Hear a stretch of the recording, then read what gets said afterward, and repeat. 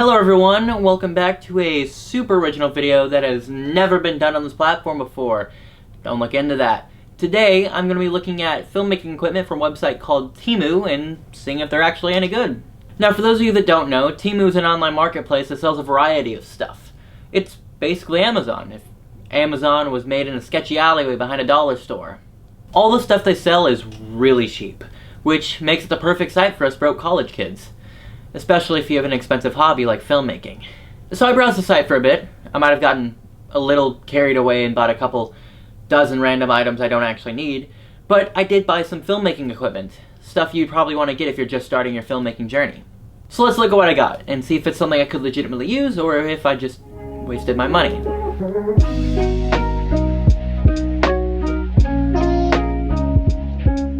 The first thing I got was a camera bag. Now, I found similar looking bags on Amazon for about $30, but this one only cost me about $12. That's less than half of what it costs on Amazon. So let's take a closer look at it.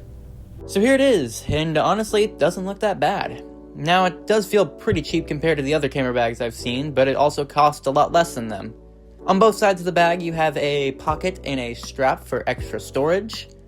On the top, you have a handle to carry it.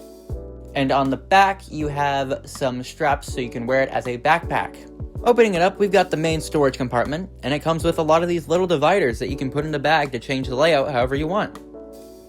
Then over here, you've got a couple of pockets that you can use to hold your cables and SD cards and what other accessories you may have. So overall, for the price, it's a pretty good camera bag. I think some of the ones at Amazon did say they were water resistant, and I highly doubt this one is. So, depending on where you're going to be filming, you may want to get a water-resistant bag, but if you just need something cheap that can hold all of your equipment, this will do the job.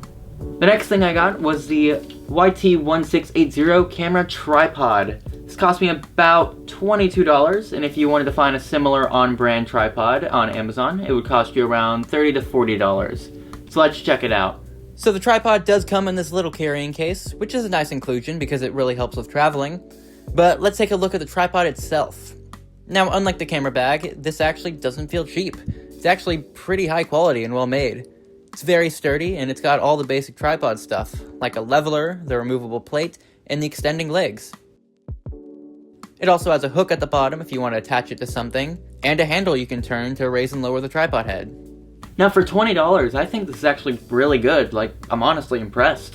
This tripod does everything I need to do. In fact, I've actually been using it for a while on some of my projects, and it's been working really well. I haven't run into any problems with it yet. So if you need something cheap but reliable, the Temu tripod is a solid choice. It's functional, well made, and won't cost you that much. Basically everything you'd want in beginner filmmaking gear. Next up, we have the Filmmaking UC-shaped portable handheld bracket stabilizer kit. This cost me about $9, and I've actually already reviewed a product very similar to this a couple years ago. It was a $10 vlogging kit from Five Below. Now, the only real difference I see is that this one has a U-grip and this one has a pistol tripod. And I'm just going to take a wild guess and say that the quality of this product is going to be basically the exact same as this one. But who knows? Maybe I'll be proven wrong. As you can see from the very damaged packaging, it includes a tripod, an LED light, a microphone, a phone holder, and a remote. Now for $9, it seems like quite the bargain, but let's see if they actually hold up. Here we have the U-grip, and this is just a standard U-grip. It's mostly made out of plastic, but you do have a foam handle right here, and then some rubber padding on the top and bottom. And then at the very top, we have a cold shoe mount that you can use to attach your light, microphone, or any other accessories you may have. And then you can unscrew this part right here, and it allows you to change the direction and move it forwards and backwards a little bit. There's a very similar mechanism on the bottom that you can use to attach your camera or phone holder. And while we're talking about that, here it is. It's very simple. You can just slip your phone in like that, and it's got some foam padding on the back and some rubber padding on the top and bottom. And then to attach it, you can either attach it from the back or the bottom. Once you have it attached, you have a lot of different places you can move it to. You can move it off to the side a bit or move it front and back, and I think that could be really useful. Even though it's cheaply made, I think it'll be sturdy enough for casual use, and the phone holder grips well, but depending on what phone you have, it may not fit. I know some of the newer phones get pretty big, so you might need to watch out for that. but I think it could be very useful for someone who's just getting into filmmaking. Next up, we have the little LED light. It has an attachment on the bottom that you can use to attach it to a cold shoe mount, and then you also have cold shoe mounts on both the sides and the top. At the back, you have a compartment to store your two AA batteries, and then you have 3 buttons, a minus button, the power button, and a plus button. At first I thought it was broken because if you tap the button, it won't do anything, but then I found out that you actually have to tap and hold the button, and that works. And you know, it's surprisingly bright for its size.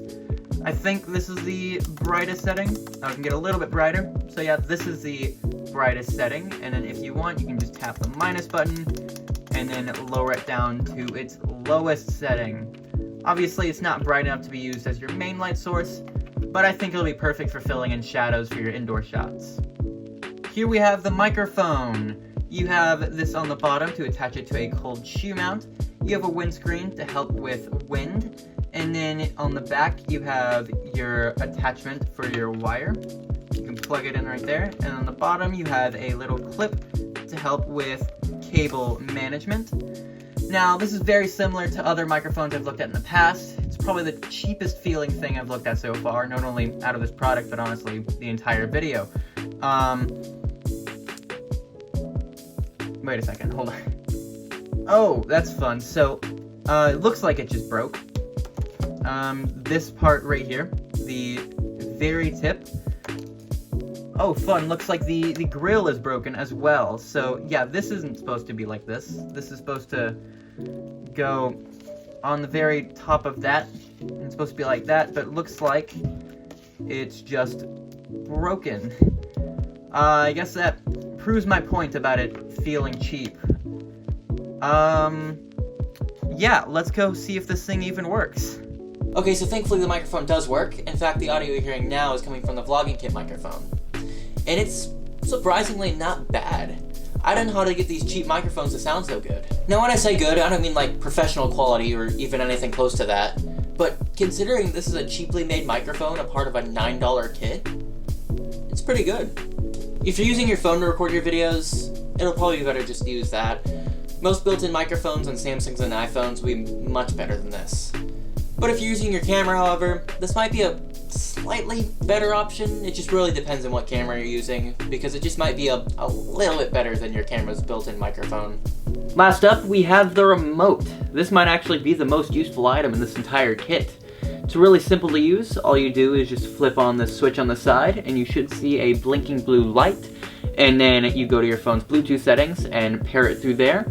And then you just go to your camera app and just push the button whenever you need to film or stop filming, and that's it. So if you have little to no budget and want to get the most out of your money, this isn't the worst. It can improve your lighting, help with stabilization, and possibly improve your audio as well.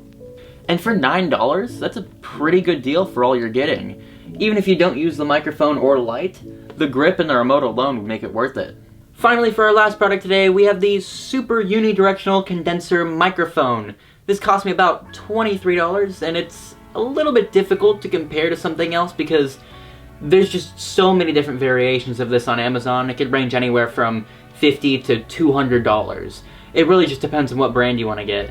Having good audio is very important for any film or video you're trying to make, and shopping for microphones can be pretty difficult, especially if you don't have a lot of money.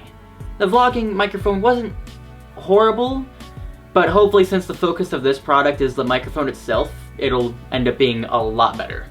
Let's find out. The first thing you get is 2 little attachments. The first one is a cold shoe mount. You got that on the bottom, and at the top you can place your microphone, and then you can move it up or down like that.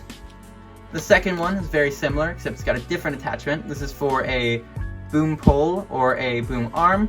And then same thing up here, you put your mic in, and then you can angle it whichever way you want. Then you get a very long cable to attach your microphone to your camera. As you can see, it says high-grade, low-noise microphone cable. I highly doubt that's true, but I guess we'll find out here in a bit. Here you have the actual microphone itself. You got the windscreen at the top, and you can just remove that to show the actual microphone. And as far as quality goes, this is probably the highest quality product in the entire video. The entire thing is made of metal and it feels really high quality. You have 3 buttons right there. You have off, normal, and then tele. And then to select which one you want, you simply just move this slider up and down. And then over here, you can unscrew the bottom to reveal the compartment for your 1 AA battery. You need to run it. And then at the very bottom, you have your connection slot to actually connect this to your camera. So let's go get this all set up and see how good it sounds. So we got the microphone set up, and it is a huge improvement over the vlogging kit microphone. You could actually get some decent audio out of this. Like I said with the last microphone, it's nowhere near the quality of like an actual professional microphone.